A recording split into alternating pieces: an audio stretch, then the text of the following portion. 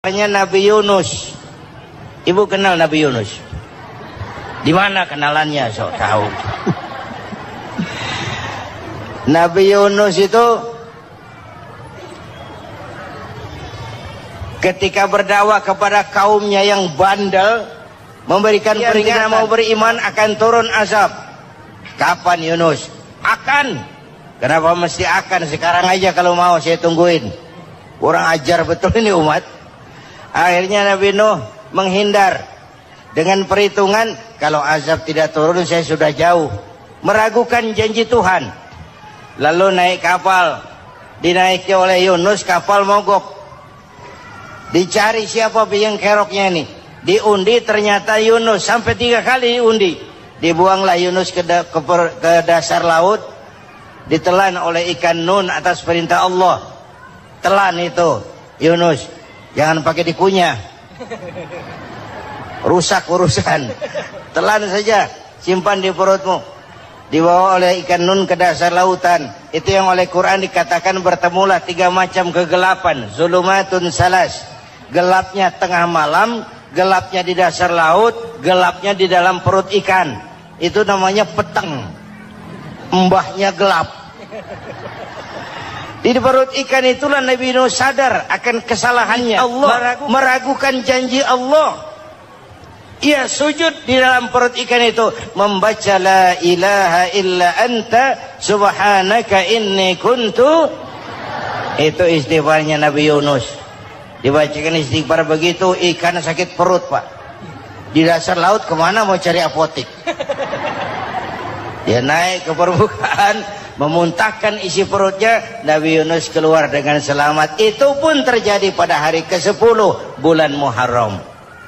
Istighfar intinya itu. Itu amalan utama bulan Muharram, memperbanyak istighfar. Allah selamatkan Nabi Nuh dari bahtera banjir yang luar biasa 10 Muharram.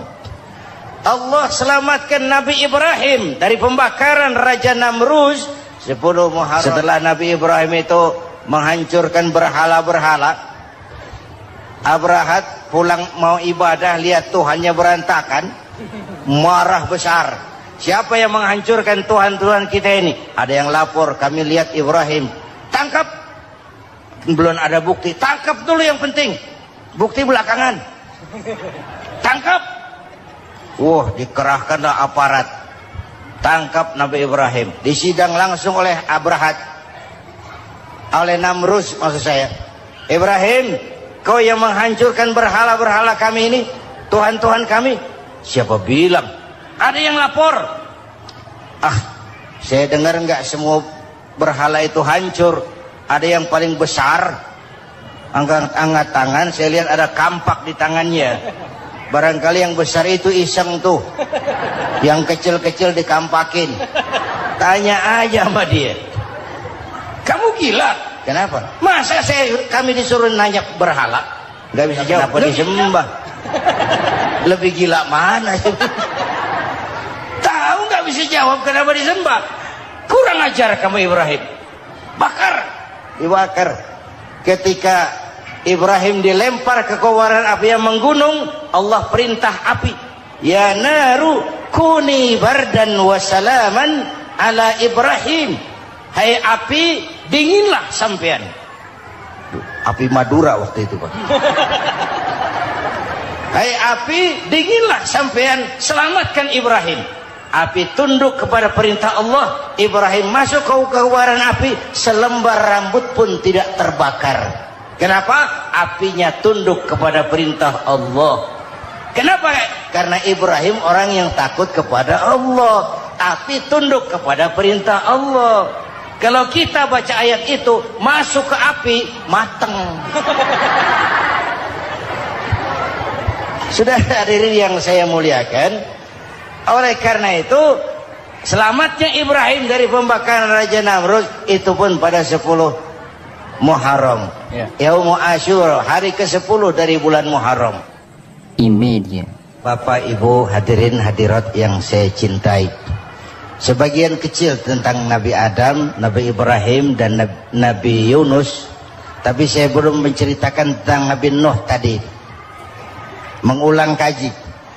Nabi Nuh salah seorang rasul yang masuk ulul azmi 5 besar, karena memang perjuangannya menggambarkan satu usaha yang ulet dan luar biasa. Beliau diberi umur 950 tahun, lalu berdakwah selama 900 tahun, sore, pagi, siang, malam, dapat pengikut tidak lebih 80 orang, rata-rata 10 tahun satu.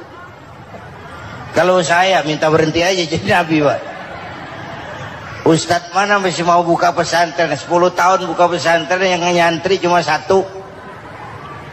Pedagang mana yang masih mau dagang, 10 tahun dagang yang beli satu. Pimpinan partai mana yang masih mau kampanye, 10 tahun buka partai, yang nyoblos satu. Bangkrut. Umatnya bandel, kurang ajar, durjana, bajingan, tengik. Umatnya Nabi Nuh ini kalau diceramahi telinganya ditutup dengan tangannya. Nabi Nuh akhirnya rekes, Tuhan, siang malam saya berdakwah kepada umat ini, tiap kali saya sampaikan dakwahmu mereka tutup telinganya dengan tangannya, alergi dengar ceramah. Apa itu ceramah? Non profit. Saudara-saudara, jadi mau kamu gimana, Nuh? Sudah Tuhan, habiskan saja orang kafir. Nanti kalau punya anak, anaknya pun kafir, moyangnya sikat habis. Biasanya kalau bapak kalong, anak kampret. Bapak nyolong, anak nyopet. Fotokopi gimana aslinya? Hampir habiskan saja. Itu mau kamu, Nuh? Iya. Oke. Nanti aku turunkan banjir, Nuh. Buat kapal. Dengan apa saya harus buat kapal, Nuh? Ya dengan kayu, kata Tuhan. Kayunya dari mana, Tuhan? Ya dari pohon, Nuh. Pohonnya belum ada, Tuhan. Ya tanam dulu, Nuh. Bikin kapal, kayunya nanam pohon. Apa artinya? Perjuangan perlu kesabaran. Sukses itu ada prosesnya. Nggak bisa simsalabim abracadabra lalu kita mau sukses. Semua ada prosesnya. Walaupun kenyataannya begitu. Sukses banyak bapaknya, gagal itu yatim. Kalau kita sukses banyak yang ngakuin. Yang baru ketemu pakai manggil encing. Ketemu baru. Tapi sukses banyak bapaknya. Gagal yatim, gak ada yang mau ngakuin kalau kita gagal itu. Udah bikin kapal dengan kayu di tengah kampung, bikin kapal ini. Bayangkan di tengah kampung bikin kapal, orang kafir makin menjadi-jadi. Lihat Nuh, kenapa? Makin sarap. Bikin kapal di tengah kampung, mau belayar kemana? Tuh lihat, kalau orang nggak tahu tujuan, mountain setengah jalan. Proses yang dinilai bukan finalnya. Ya kayak gitu kesimpulannya. Saya enaknya sendiri. Bikin kapal. Kapal mendekati selesai. Ini orang kafir rame-rame datang ke kapal Nuh. Mau apa? Buang najis. Sakit perut berangkat ke kapal Nabi Nuh. Nongkrong. Dapat 2-3 tumpuk pulang. Lantai kapal dengan najis manusia. Inilah perjuangan. Bukan jalan raya lurus bertabur bunga di kanan kirinya. Banyak onak, caci maki, antipat, segala macam. Nuh. Ada orang tua dasar kafir, kurang ajar, sudah stroke berangkat juga ke kapal Nuh. Mau buang najis, pincang-pincang digotong orang. Selesai buang najis, dia bangun mau pulang, pegangan tiang kapal terpeleset, jatuh di atas tumpukan najis. Terjadi keajaiban, yang struknya sembuh, lumpuhnya hilang, berangkat digotong-gotong pulang, jalan gagah sekali. Tapi orang pekampungnya heran, ente sudah sembuh? Sudah. Berobat di mana? Kok begitu paten? Di kapal Nuh. Masih banyak.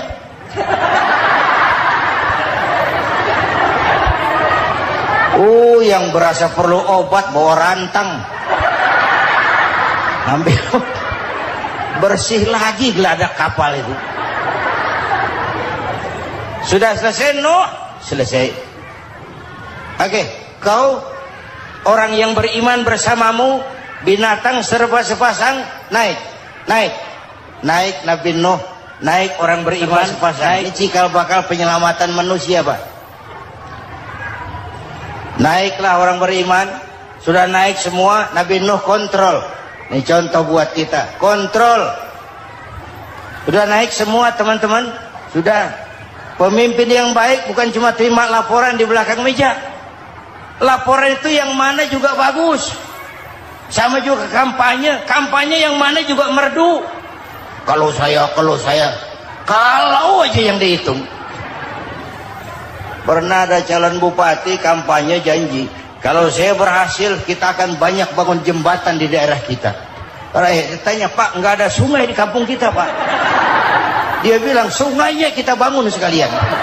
Udah kadung janji, mana pula orang mau bangun sungai itu. Saudara-saudara, kontrol. Jangan cuma tunggu laporan di belakang meja, semua laporan bagus. Ya Bu? Bu?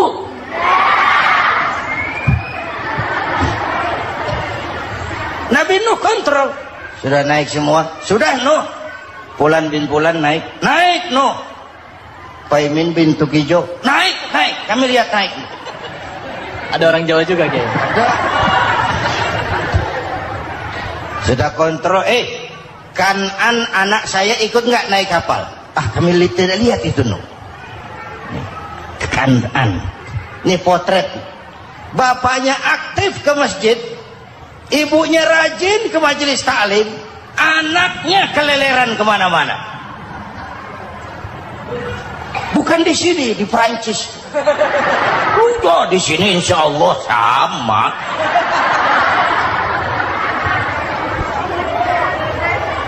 Nuh karena sayang anak, Nuh karena cinta anak, Nuh karena tanggung jawab anak, cari naik ke atas kapal.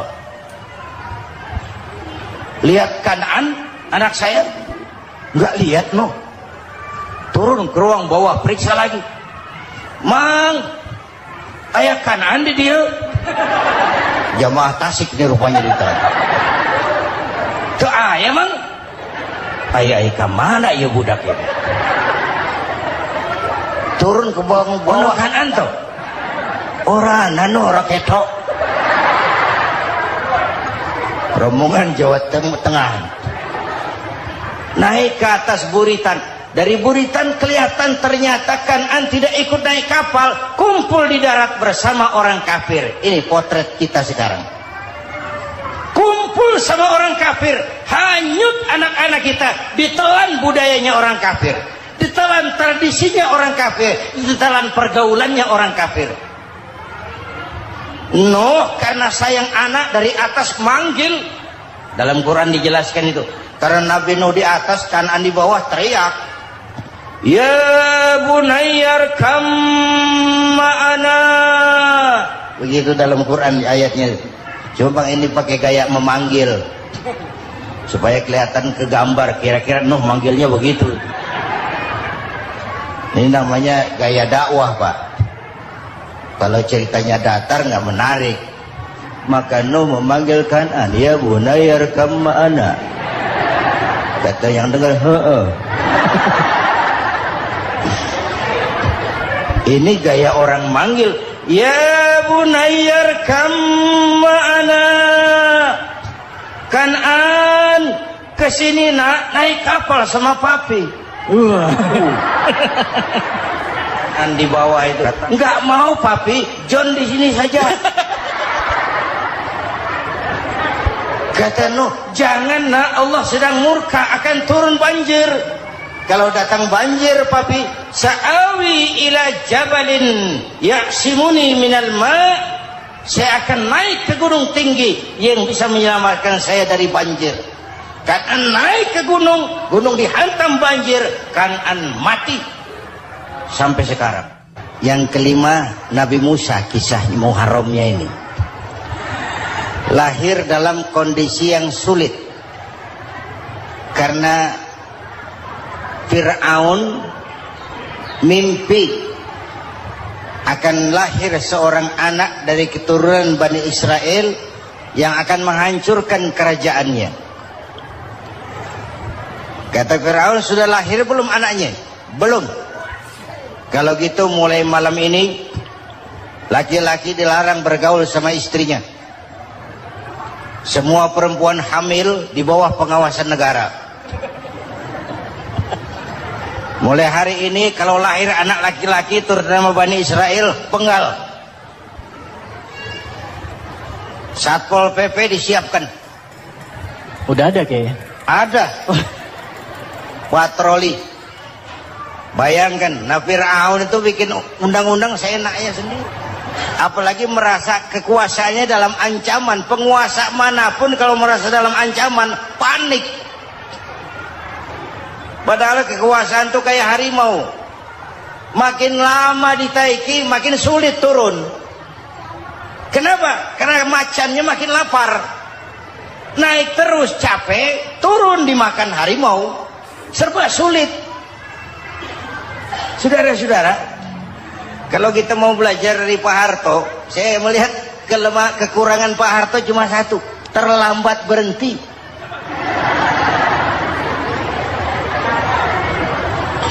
Terlambat berhenti. Di sekelilinginya banyak tukang-tukang jilat, tukang-tukang semir. Pak, kalau tidak ada bapak kami bagaimana, Pak? Bapak Ibu hadirin yang saya hormati, tapi kehendak Allah terjadi. Lahirlah Musa. Bayinya dihanyutkan di sungai Nil. Bayi sudah menderita, dihanyutkan di sungai Nil. Dan akhirnya besar di lingkungan istana Fir'aun. Diriwayat oleh Ratu Aisyah, perempuan Fir'aun, setelah mulai berjuang, terjadilah itu. Musa dan pengikutnya dikejar oleh Fir'aun. Sampai di tepi laut, Allah wahyukan, Musa, lempar tongkatmu ke laut. Dalam kondisi darurat, mukjizat tiada jalan. Kondisi darurat. Kalau tidak, mukjizat itu maunya Allah, bukan maunya Nabi. Nabi nggak kuasa. Allah yang mau. Tapi hidup Nabi bukan mukjizat, manusiawi. Tidak mentang-mentang ada mukjizat tongkat, tiap sulit main tongkat. Nggak usah berjuang kalau begitu. Itu darurat menyelamatkan umat. Tongkat dilempar ke laut, laut terbelah. Laut terbelah. Itu secara visualnya bisa kita lihat dalam film The Ten Commandments. Udah nonton belum? Urusan nonton kalah sama Ustadz bagaimana sih? Ten Commandments, 10 firman Tuhan. Tekniknya bagus loh. Bagaimana laut terbelah. Musa lewat, Fir'aun mengejar. Musa sampai di ujung sana, Fir'aun masih di sama tengah perjalanan. Laut nutup kembali. Laut menutup kembali, Fir'aun tenggelam. Cengap-cengap di lautan. Begitu nafas sampai di tenggorokan, Fir'aun sambil cengap-cengap itu, amantu bi Rabbi Musa wa Harun. Duh, kalau begini mah saya juga percaya sama Tuhannya Musa. Malaikat maut jengkel, goblok loh. Terlambat sekarang. Ditenggelamin terus. Modar. Musa selamat. Fir'aun mati. Jenazahnya, jasadnya terdampar di pinggir laut. Beberapa waktu kemudian ditemukan di balsam, diawetkan. Itu sesuai janji Quran. Wa kadzalika nunajjika bi badanika litakuna liman khalfaka ayah. Kami selamatkan badan kamu agar jadi pelajaran bagi orang-orang sesudah kamu nanti. Janji Quran tepat. Janji itu 14 abad yang lalu.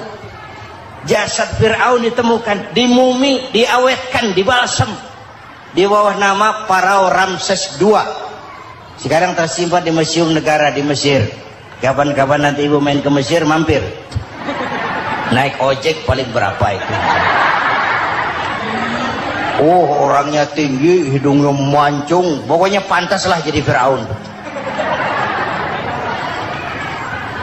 Selamatnya Musa di kejaran Firaun di ujung sana itu terjadi pada hari ke-10 bulan Muharram, yang oleh orang Nasrani diperingati dengan hari raya Paskah. Mereka melaksanakan puasa, mensyukuri nikmat keselamatan dari kejaran Fir'aun. Makanya kalau kita ikut puasa di bulan Muharram bukan mengikuti syariatnya Nasrani, salah. Karena Nabi mengajarkan, itu sumbernya. Bukan ikutan sama ibadahnya Israel. Tapi memang agama ini kan merupakan mata rantai. Datang Rasul baru melengkapi Rasul sebelumnya, datang Rasul baru melengkapi Rasul sebelumnya. Mata rantai yang berkaitan. Setelah Muhammad selesai, selesailah tugas Nabi dan Rasul. Selesailah misi Nabi dan Rasul. Tidak ada Nabi lagi sesudah Nabi Muhammad. Itu harga mati, titik. Gak ada kompromi. Siapapun sekarang ini ngata datang ngaku jadi Nabi, wajib tidak percaya. Wajib tidak percaya. Tapi kaitannya memang, kita bilang Nasrani, orang bahasa Arab, bahasa Ibraninya Nazaret, Nasiroh, Nazaret. Itu beda dialek. Kita Daud, dia David.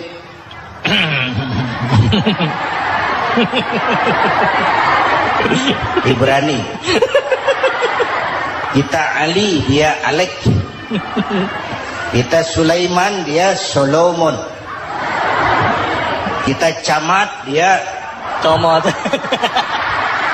ini yang ngomong ini comot sembarang. Ini dia. Bapak dan Ibu jamaah yang saya cintai, pertanyaan pertama, hijrah qalbiyah. Ada hijrah badaniyah, hijrah fisik yang dilakukan Nabi dan sahabat dari Mekah ke Madinah. Itu hijrah badaniyah. Ada hijrah qalbiyah, hijrah hati. Dan ini yang kita perlukan sekarang. Karena refleksinya akan membias kepada alur kehidupan.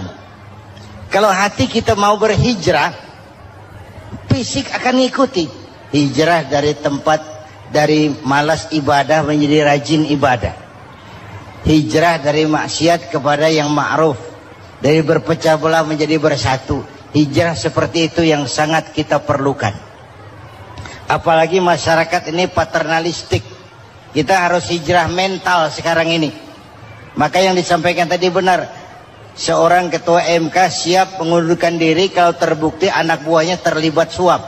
Itu walaupun siap, tapi sudah angin segar buat rakyat. Bahwa masih ada banyak insya Allah pejabat kita yang punya harga diri. Walaupun ada juga pejabat kita yang muka tembok, kulit badak, kuping kebo. Muka tembok, kulit badak, kuping kebo. Biasanya kalau kereta api tabrakan di negara-negara maju, Menteri Perhubungannya mundur. Di kita petugas palang pintu dipecat.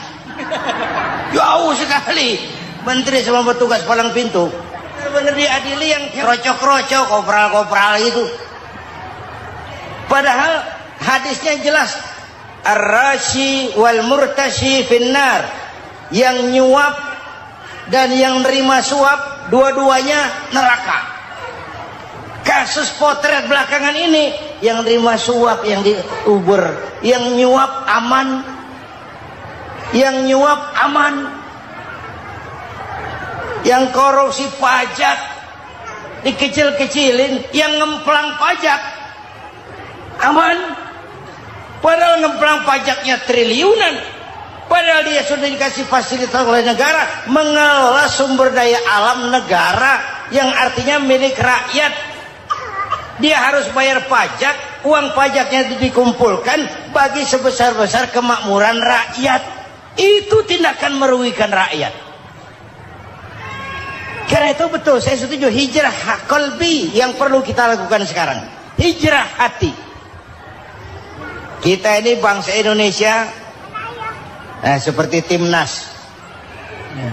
Timnas sekarang anak-anak muda sudah berani pakai baju PSSI. Iya. Kenapa? Menang. Coba kalau kalah terus, beleh. Nanti. Menang. Tapi bangsa Indonesia itu memang seperti timnas. Namanya kesebelasan. 11 orang. Walaupun ada pemain bintang, ya ada presiden, gubernur, menteri, itu bintang-bintang. Tapi bintang baru ada artinya kalau dibantu 10 pemain yang lain. Cristiano Ronaldo, siapa itu? Penyerang tengah Real Madrid, bintang. Lionel Messi, siapa lagi itu? Barcelona, bercelana.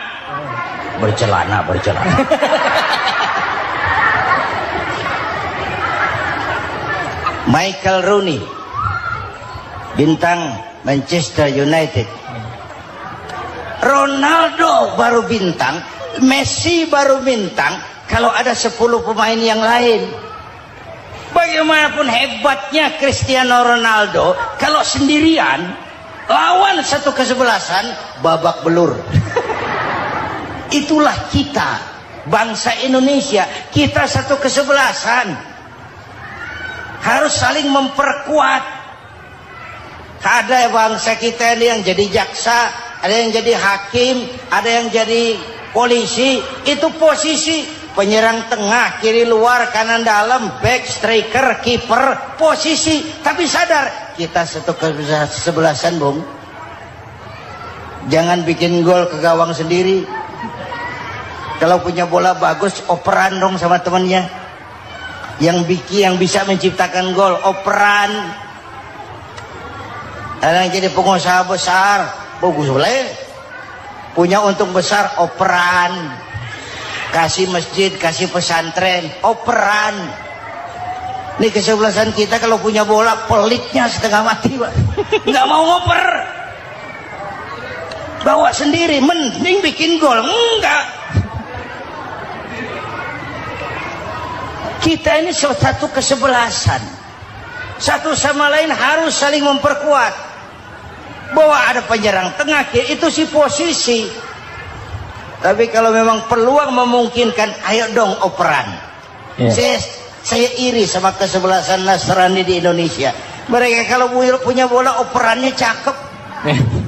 Gereja cepat selesai, rumah sakit Kristen cepat selesai. Kenapa? Operannya bagus. Kita ini kalau punya bola bawa sendiri, nggak mau ngoper. Maka masjid nggak selesai-selesai. Madrasah banyak yang bocor. Rumah sakit Islam kalah bersaing. Kenapa? Operannya berat. Ayo menyadari, kita ini timnas. Satu kesebelasan. Jangan menjegal kawan seiring. Kawan sendiri dijegal. Sudah musuh terlalu kuat, gawang sendiri dijebol. Akhirnya terbalik kita ini. Ujian terberat telah diberikan Allah kepada para anbiya. Kemudian para aulia, kemudian para ulama. Summal amsal fal amsal, ke bawah dan ke bawah, diuji setiap orang menurut kekuatannya berpegang kepada agama. Kalau karena anak Melayu bilang, kalau takut dengan ombak, jangan berumah di tepi pantai. Kalau takut diterjang ombak, jangan berumah di tepi pantai. Kata ibu tadi, mau jadi pohon tinggi harus berani ketiup angin. Makin tinggi pohonnya, makin keras anginnya. Takut angin, jangan jadi pohon tinggi, jadilah rumput. Nggak ditiup angin, tapi diinjak kebo. Apa yang nggak ada resikonya? Apa yang nggak ada resikonya? Semua nabi, ada yang dihantam kekuasaan yang arogansi. Ibrahim berhadapan dengan Namrud. Musa berhadapan dengan Fir'aun. Ada yang diuji dengan berhadapan umat yang sangat kurang ajar. Ada yang diuji dengan gosip yang dahsyat. Digosipi sama Zulaikha itu. Nabi Yusuf. Nabi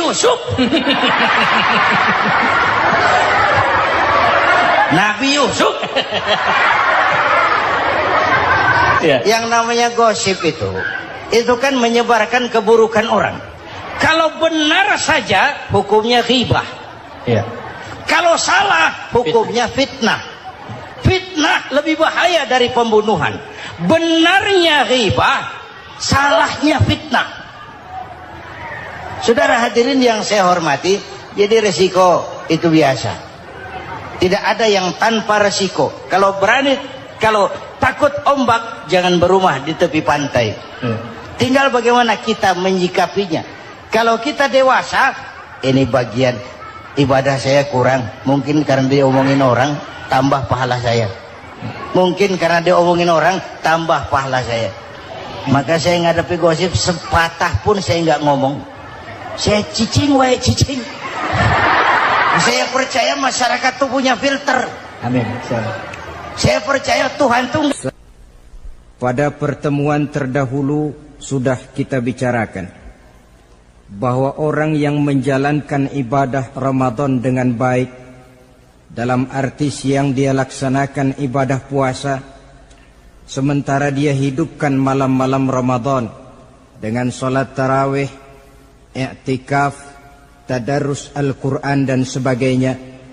Orang yang semacam itu keluar dari Ramadan dijanjikan oleh Allah, ghufira lahu ma taqaddama min zambihi, diampunkan segala dosa yang pernah dia kerjakan.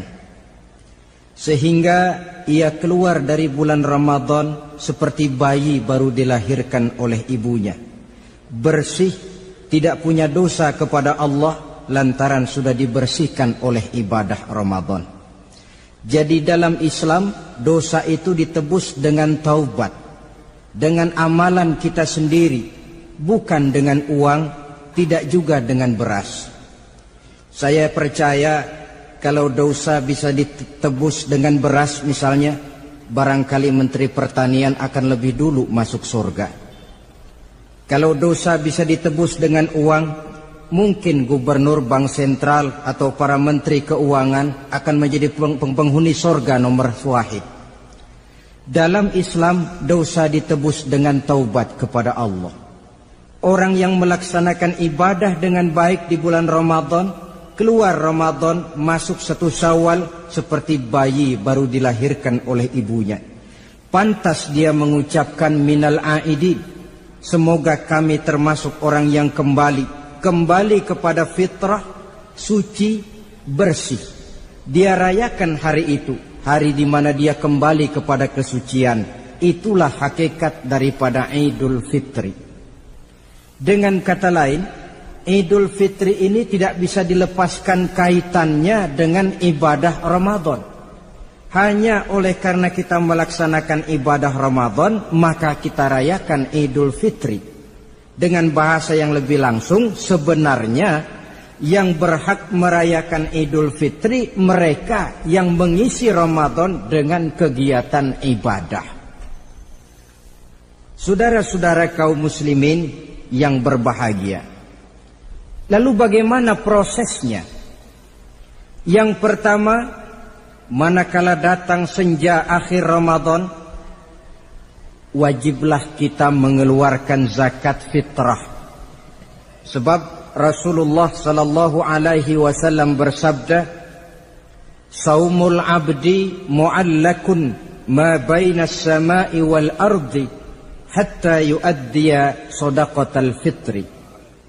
Sesungguhnya puasa seorang hamba bergantung antara langit dan bumi, yakni belum diterima oleh Allah sampai dia mengeluarkan zakat fitrahnya.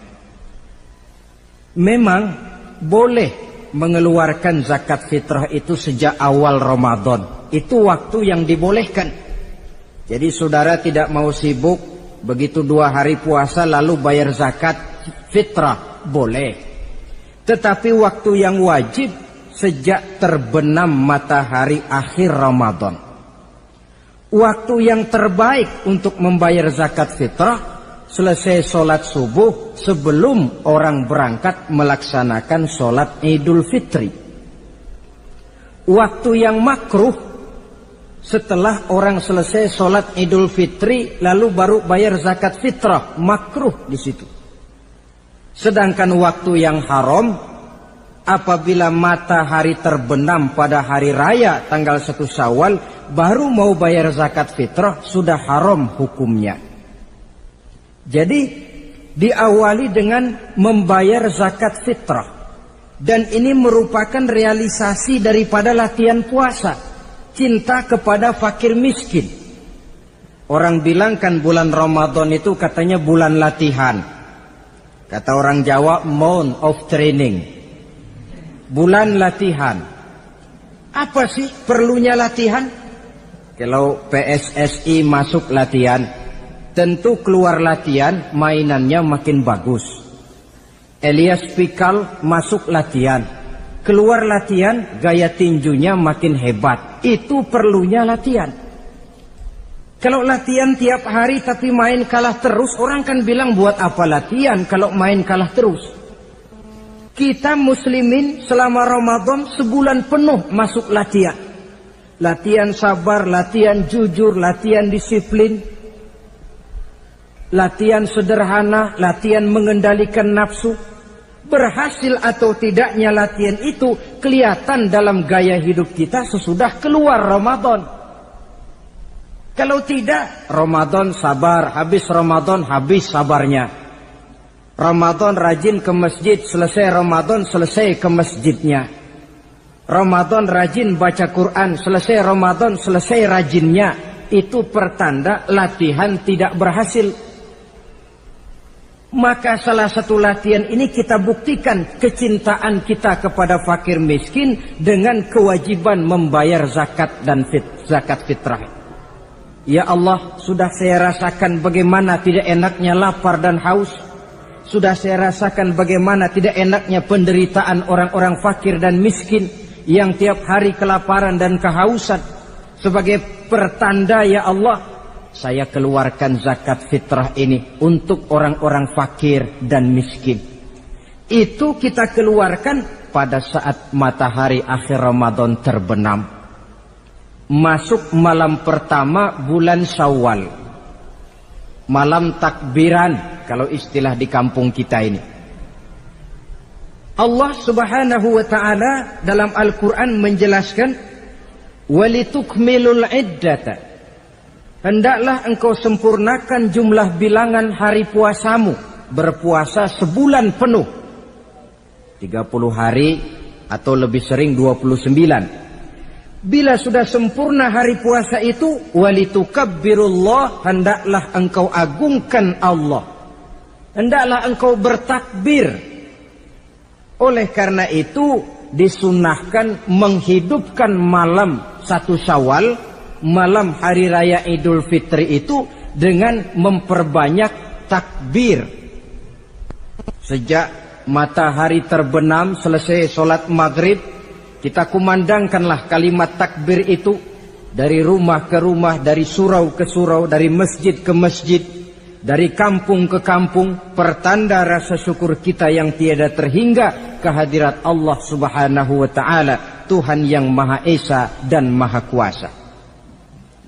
Entah kenapa bila matahari akhir Ramadan terbenam, datang malam 1 Syawal, berubah perasaan kita.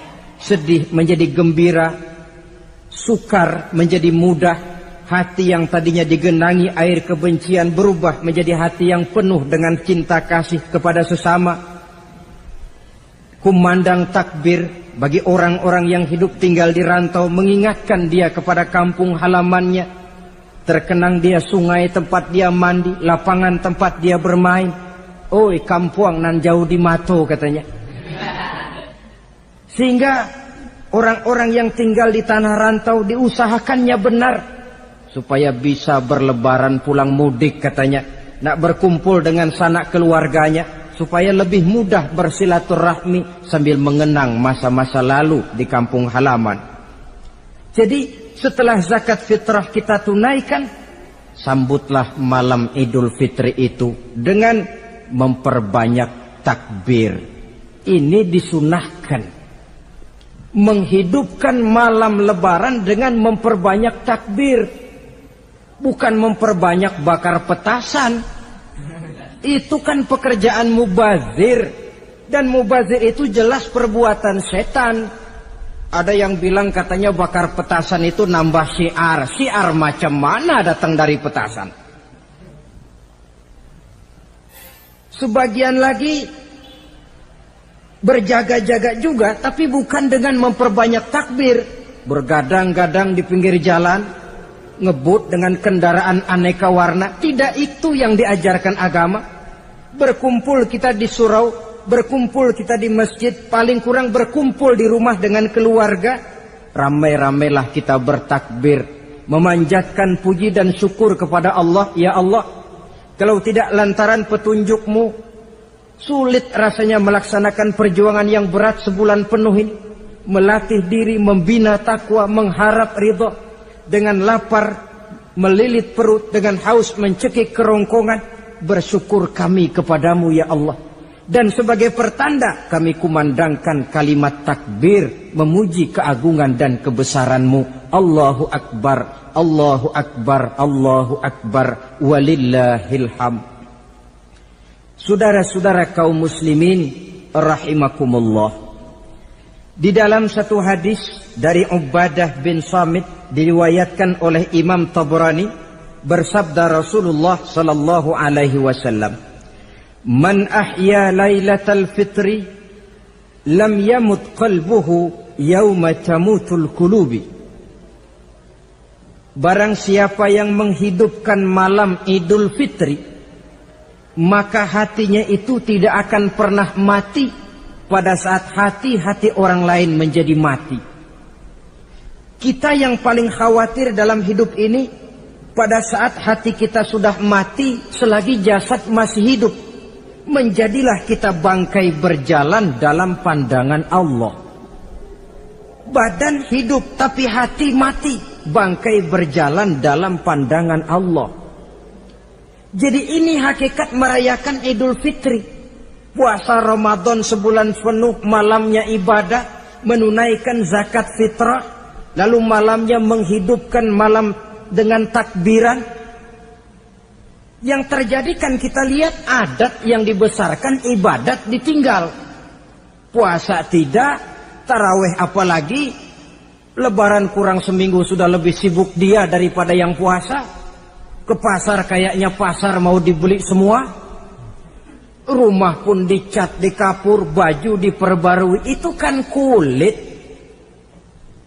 Memang lebih bagus kalau kulitnya baik, isinya pun baik. Tapi yang lebih penting daripada sekedar kulit adalah isi. Hakikat merayakan Idul Fitri kembali kepada kesucian. Kita bersih, tidak punya dosa kepada Allah. Itu kita rayakan. Dengan apa?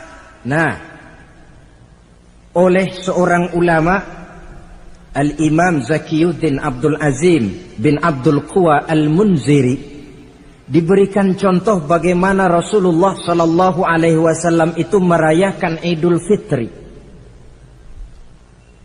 Beliau berkata, yuhibbu sallallahu alaihi wasallam ayyuqabilal 'ida bil bisri was surur. Rasulullah sallallahu alaihi wasallam cinta, senang menyambut Idul Fitri bil bisri was surur, dengan muka gembira dan dengan sikap sukacita. Jadi merayakan Idul Fitri bil bisri was surur, muka menunjukkan kegembiraan. Kenapa gembira? Sudah berhasil berjuang sebulan penuh. Bukan gembira lantaran di rumah banyak dodol, kue, pakaian serba baru, sepatu pun serba baru. Bukan itu yang kita gembira. Gembira lantaran telah berhasil berjuang mengalahkan nafsu, memenuhi perintah Allah, melaksanakan puasa. Gembira lantaran kita kembali suci seperti bayi baru dilahirkan oleh ibunya. Bil bisri, muka menunjukkan kegembiraan, cerah di malam itu sampai di hari lebarannya. Jadi walaupun barangkali oleh karena kesulitan ekonomi tidak terbeli itu baju yang baru, tidak terbeli itu sepatu yang baru, tidak terbeli itu makanan dan kue seperti tetangga, jangan sampai mengurangi kegembiraan kita.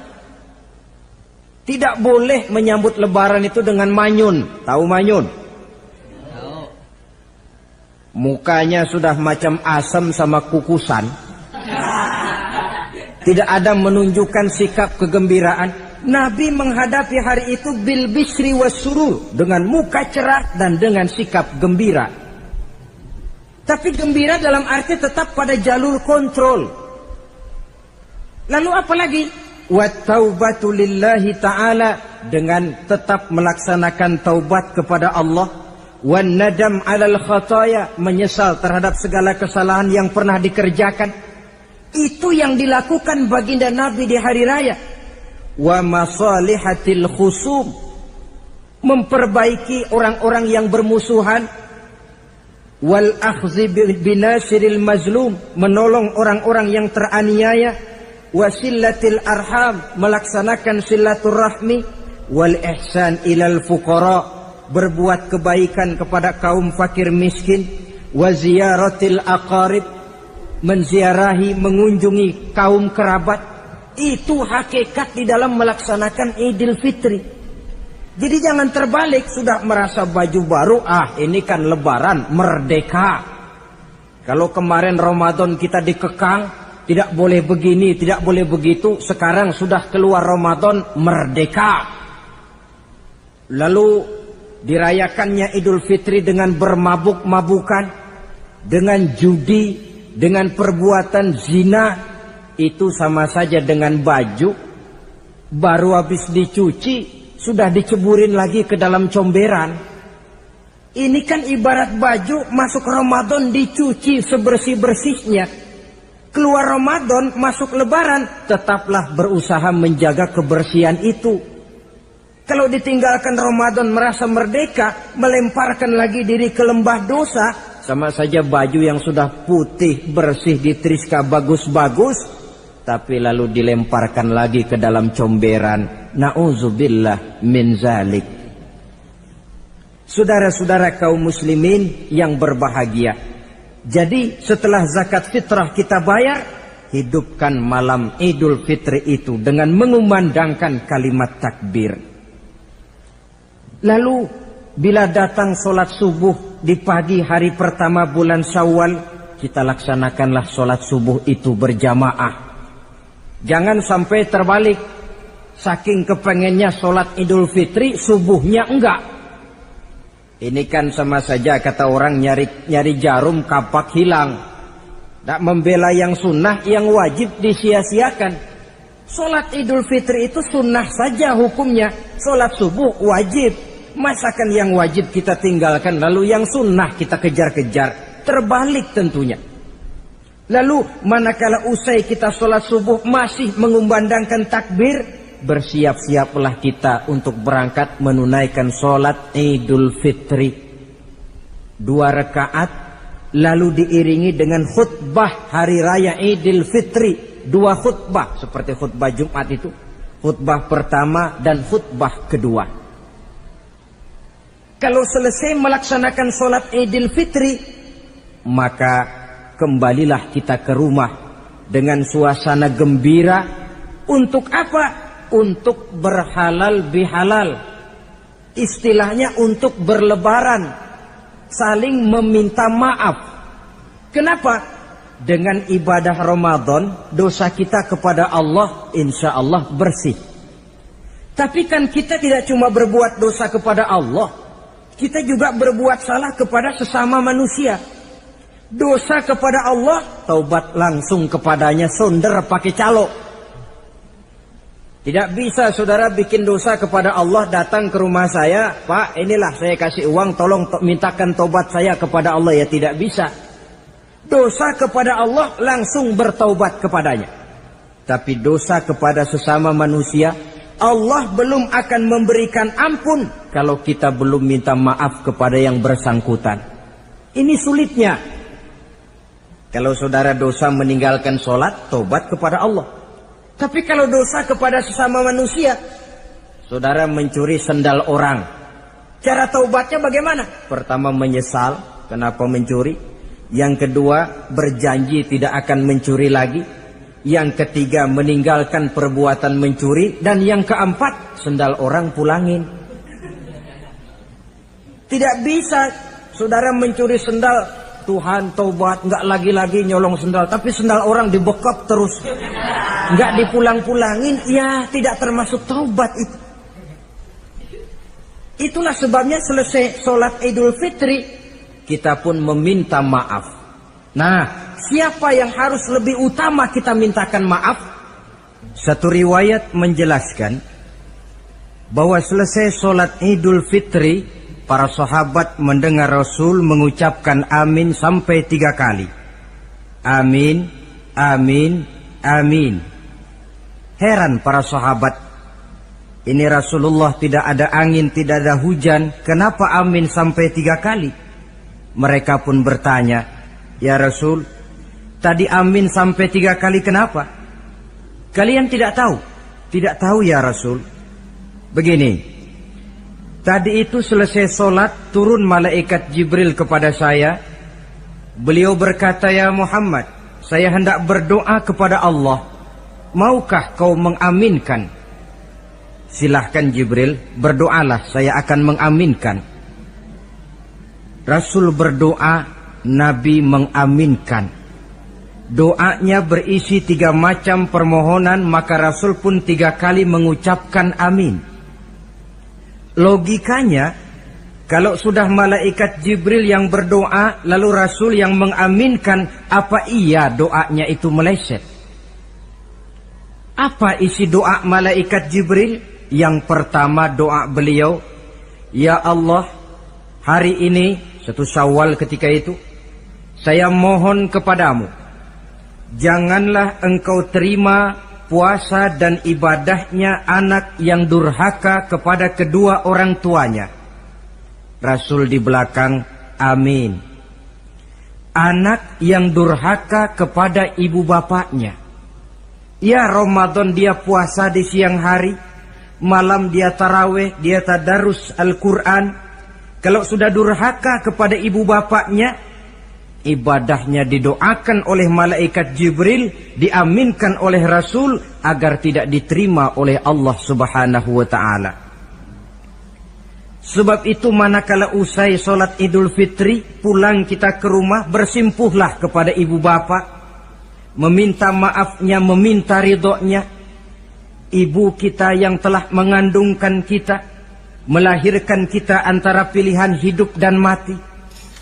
Bapak yang pergi pagi pulang sore peras keringat banting tulang untuk mendidik dan membesarkan kita.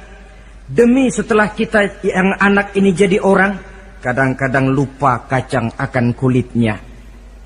Bagaimanapun tinggi status sosial seorang anak, bagaimanapun banyak gelar di sandangnya, bagaimanapun kayanya dia, kalau sudah durhaka kepada kedua orang tuanya, alamat hidup tidak akan memperoleh keberkahan. Doa malaikat Jibril yang kedua, ya Allah, hari ini saya mohon kepadamu, jangan engkau terima puasa dan ibadahnya suami istri yang tidak saling memaafkan.